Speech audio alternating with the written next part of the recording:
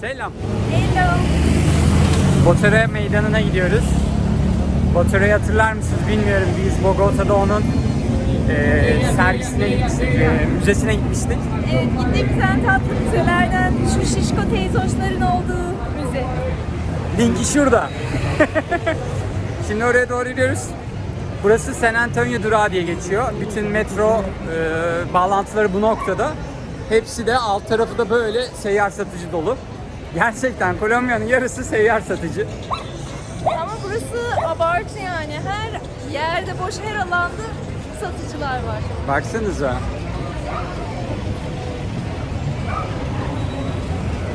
Bu arada Medellin... Şeyleri gösterdim. Ha. Satıcılar. Ha, bu arada hiç şey yapmıyorlar. Ha, işte buyurun falan diyorlar ama. Yani Cartagena'dan falan 1000 kat iyi burası. Evet ya, insan rahat hissediyor. Şu an mesela telefonu çıkardık, çekiyoruz, hiç gerilme falan yok. Şöyle düşündük.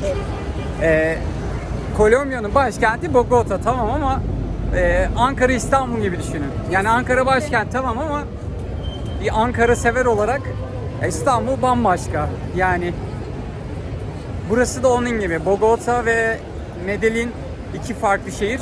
Medellin daha gelişmiş. Onlar Medellin diyorlar.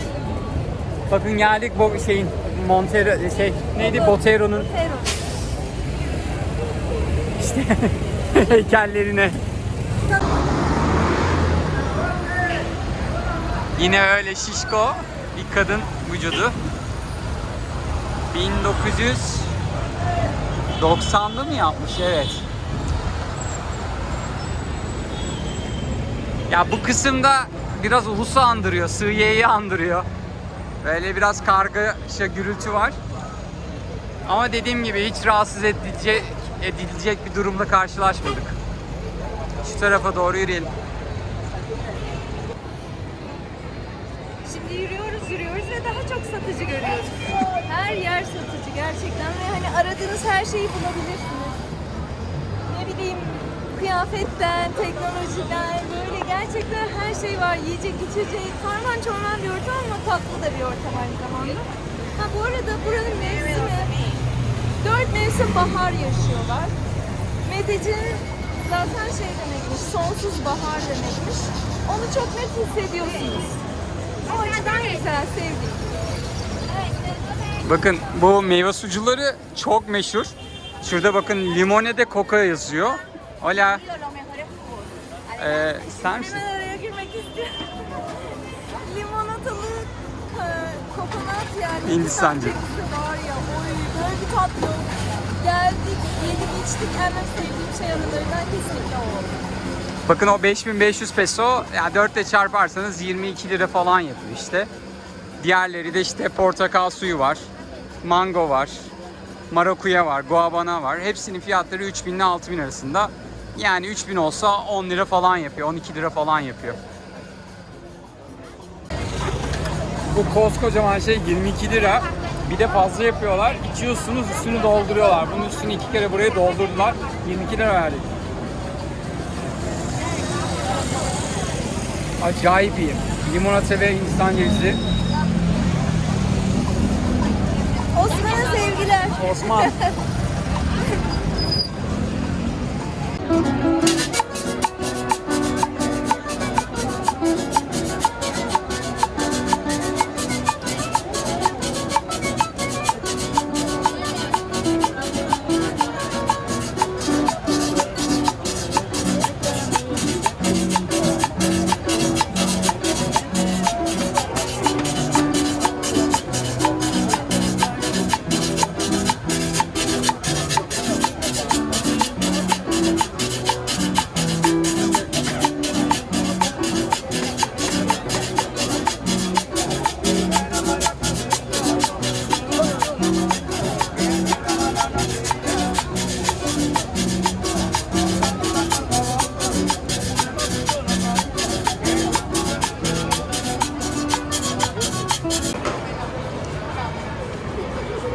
Tabii diğer yüzü de böyle. Yani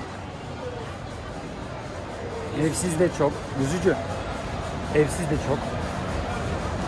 Herhalde hava iyi oluyor diye burada sürekli bahar olduğu için burada daha çok var yani. Buraya gelip burada sokakta yaşamaya çalışıyorum. Gracias.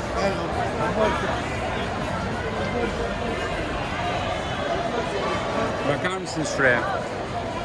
Aşırı kalabalık orası.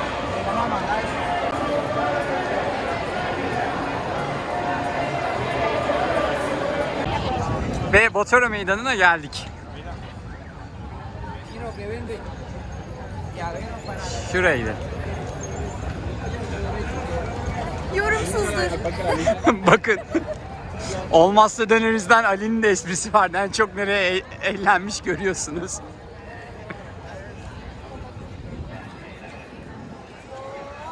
Şurada at var.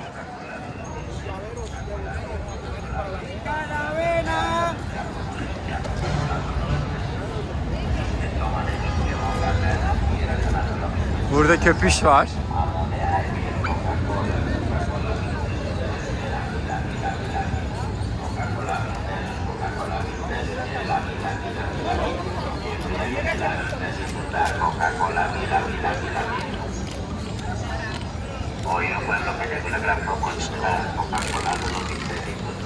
Burada da bir kadın.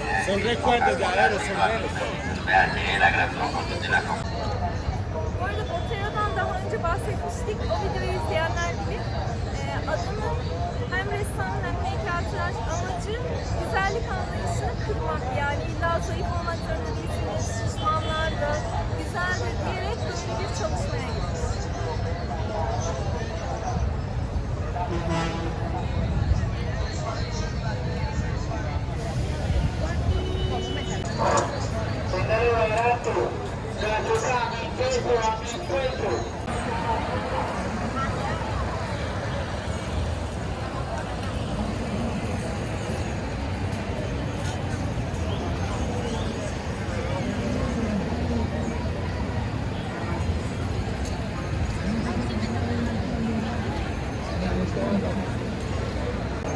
Bu abinin de pipiyi çok ellemişler.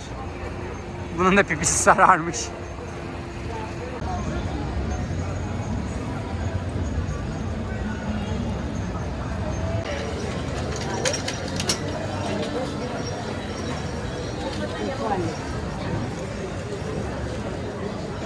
Botero Meydanı'nın hemen arkasında böyle hemen arka sokağında etrafta görüyorsunuz kenarda bekleyen insanlar yani kadınlar hayat kadınları. Bakın Botero Meydanı hemen şu arkada hemen arka sokağında böyle çok fazla hayat kadını görebiliyorsunuz. Etrafta dükkanların yanında.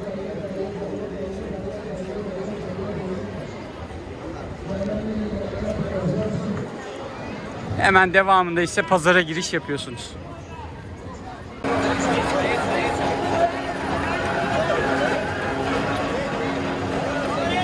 Burada diğer bir kültürde bakın şurada hemen bir kazino var.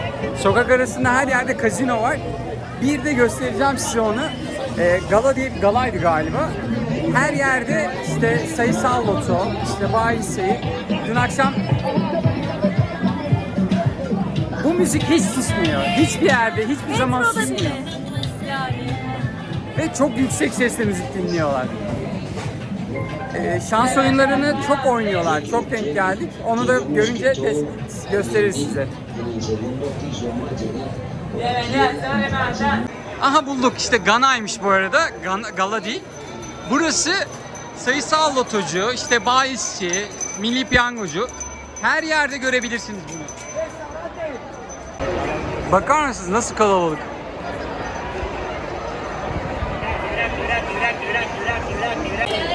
Pazar kültürleri bizim çok benziyor. Hola.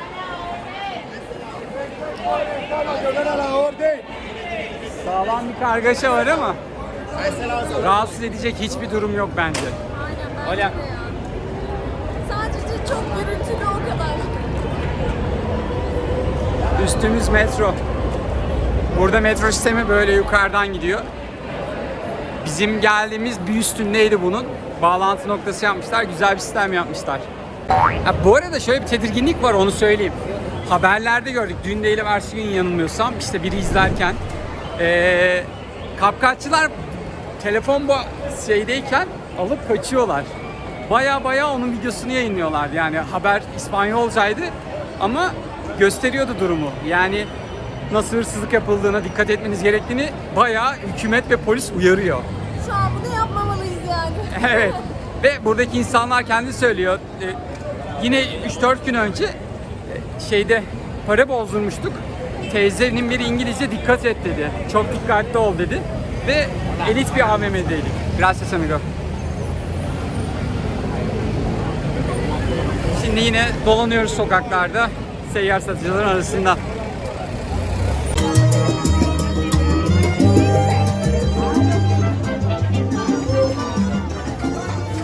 Yaklaşık 700 metre oradan buraya kadar metronun geldiği noktada hala seyyar satıcılar var. Yani nereden baksanız bir 2 kilometre boyu yol boyunca seyyar satıcılar her yerde. Bu arada arkadaki abiler burada şey satılıyor hala. Eski şeklinde filmleri satıyorlar bakın. Bakın bunlar da mumlar galiba yılbaşına ya da işte Christmas için hazırlık yapıyorlar.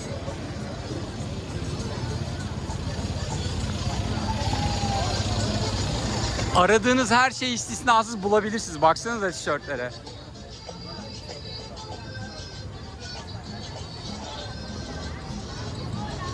Şimdi bize komik gelen bir şey göstereceğiz. Arkamda gördüğünüz yılbaşı bayağı yünlü bereler. Ama burada hava hep bahar. La orden. La orden de limonada. Gracias. Bayağı bu sıcakta bunları kim giyiyor merak ediyoruz. Pasaja girdik. Ayakkabı, sahte kaçak ayakkabı pasajı. Her yerde her markanın ayakkabısı var. Herkes sürekli içeri sokmaya çalışıyor. Yer miyiz lan biz? Biz oğlum biz. Bir yandaki dükkana bakıp geleceğiz. Her markanın... Burası tam senlik. Evet, tam Hakanlık burası. Her markanın, her modelin şeyi var, çakması. Gracias amigo. Gidiyoruz böyle labirent gibi orada. Girdikçe gidiyoruz, kayboluyoruz. Labirent gibi bir şarkı. Crocs'lar falan bile var. Buenas tardes, bienvenidos a la orden. Gracias amigo. Bakın gelin diyorlar. Geliyoruz. Biz nereden çıkacağız? Kaybolduk. Amerikan çarşısı demek. Amerikan pasajı. Her şehirde bir tane olur ya. Her şehirde oluyor bir tane. Ankara'da da nerede Amerikan pasajı Ankara'da da var. Adana'da.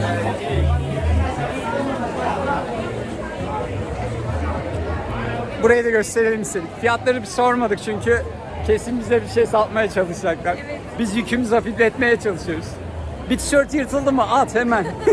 O moddayız direkt.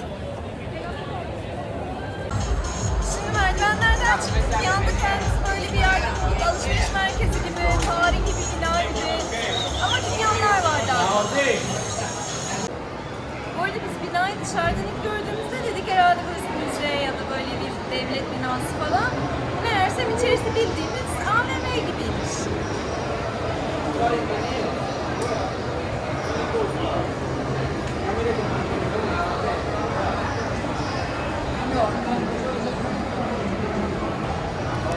Bakın burada diyor ya 90.000 ve 100.000 en pahalı şey 130.000'miş. 4 ile çarpmanız lazım. 520 liraya çakma ayakkabılar var burada. Gracias. O kadar kalabalıkta yukarıda ne gördük? Hollywood'a hoş geldiniz. Baksanıza bütün sokaklar istisnasız her yer seyyar satıcı. Dünyada en çok seyyar satıcının olduğu ülke olabilir. Şehir olabilir. Başka bir sokak, başka bir ayakkabı cenneti. Ayakkabıya ihtiyacınız varsa direkt buraya. Hiç. Yazın bize, yorumlara yazın, biz adresi veririz size. Sivitlere baksanıza ne kadar güzel sivitler var. Keşke yerimiz olsa da alsak bunlardan. jeans, es ropa de Quanto marca. cuesta? 75. 75. En dólares está 65. saliendo como en 15 dólares. 60. Gracias amigo. Estés bien, hasta luego. Hasta luego. 65 bin peso dedi yani 260 lira mı yapıyor? İşte 260 lira falan yapıyor. Yine Türkiye'den ucuza geliyor sanırım. Erkek boxer'ları varmış burada. Onlar da 20 bin lira, 20 lira falan. Sonunda sakin bir yer bulduk. Evet, gerçekten bir anda curcunanın ortasında kaldık. Şöyle bir sorun oldu. Hattımız çalışmadı. Yani aşırı kalabalık büyük ihtimalle yoğunluk oluyor o anda. Bayağı telefonumuz, hattımız çalışmıyor. WhatsApp'ımız bile çalışmadı yani. İnternetimiz şu an bile yavaş. Medellin'de, Medellin'de, orijinali Medellin tabii. Medellin'de 2,5 milyon insan yaşıyormuş. Büyük ihtimalle hepsi şu an burada. %5 evdedir, geri kalan burada. Yani çoluk çocuk bugün herkes sokakta. Büyük ihtimal işte yeni yıl geliyor ve işte yılbaşı alışveriş yapıyor insanlar. Onlar için işte Noel günü geliyor. Bugün cumartesi akşam dışarı çıkılacak, onun hazırlığı. Hayat burada durmuyor. Asla durmuyor. Nasıl eğleneceklerini de çok iyi biliyorlar bence. Evet, kesinlikle ya. Bu kadar mesela müzik seven başka hiçbir millet görmedim herhalde. Bakalım diğer Latin Amerika ülkeleri nasıl? Ama işte arkadaşlarımız hep söyledikleri şey oydu. Yani Kolombiya'nın şeyi başka diye. Biraz da Meksika'ya gidebilirsek işte Meksika'da da aynı şeylerin olabileceğini düşünüyoruz. Orada da çok hareket gözüküyor.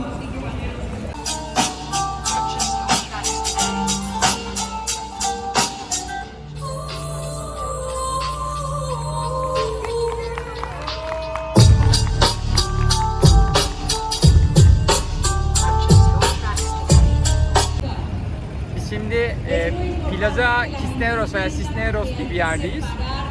İşte Cisneros Bulvarı diye geçiyor. Meydanı diye geçiyor. Arkamızda bakın uzun uzun sütunlar görüyorsunuz. 300 tane sütun varmış burada. 24 metre boyundaymış. Bunlar gece ışıklanıyormuş. 2100 farklı ışık şekli ve ayın döngüleri varmış burada. Akşamleyin de ışık ormanı gibi gözüküyormuş burası. Umarım bir akşam geçeriz ve size buranın ışıkları yanarken gösteririz. Que se conecte con su conciencia y con su basura. Nada es basura, todo es aprovechable. Many, many ways I love it when your body shakes all over the place. There's so many, many ways. No need to explain. I love it when your body shakes all over the place. Baby, tell me no problem. Baby, tell me no problem. When I'm broken, she won't carry come next to me. Baby, tell me no problem. Az önce denk geldiğimiz defile bu arada çöpten recycle edilmiş, geri dönüştürülmüş malzemelerle yapılıyormuş. Son dakika bir basura duyduk. Basura da çöp demek, tahminimizce öyle bir defileydi. Evet, defilenin amacı daha fazla çöpe atmayın, kullanın. Biz çöpe atıyoruz, yırtıldı, ne yapalım? Biz artık onları da dönüştürsek enteresan olur yani. Bakın bu da zırhlı araç. Bankalardan, işletmelerden paraları topluyorlar. Şimdi göremedim ama normalde bunların yanında 2-3 tane silahlı koruma oluyor. Ve o korumalar eli tetikte bekliyor. Gelişmiş her şehirde olduğu gibi burada da bisiklet yolları var ve bayağı kullanıyorlar. Gerçi abi trafiğe karışmaya çalışıyor oradan ama onun dışında genelde bisiklet yolu bisikletliler kullanıyor. Bakın bir tane bisikletli de geliyor. Bakın burada böyle yeni yıl yaklaşırken insanlar mumları o kartonlar içine koyup böyle kendilerince dini bir ritüellerini gerçekleştiriyorlar. Dün sormuştuk ama çok net bir cevap alamadık.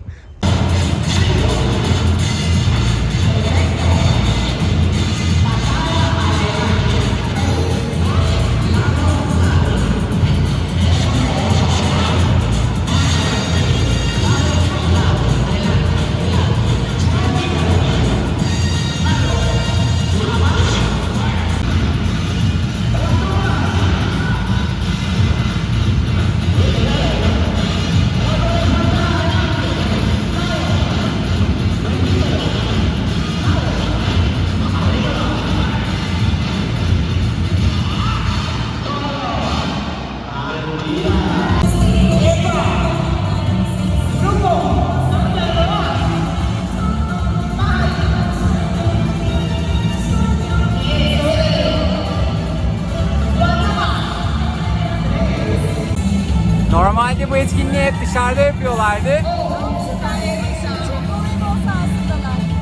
Burası yine stadın yanındaki alan, kaykaycıların olduğu yer. Burada her gün, her akşam böyle etkinlik yapıyorlar. Bu sefer içeride yeni yıl etkinliği yapıyorlar.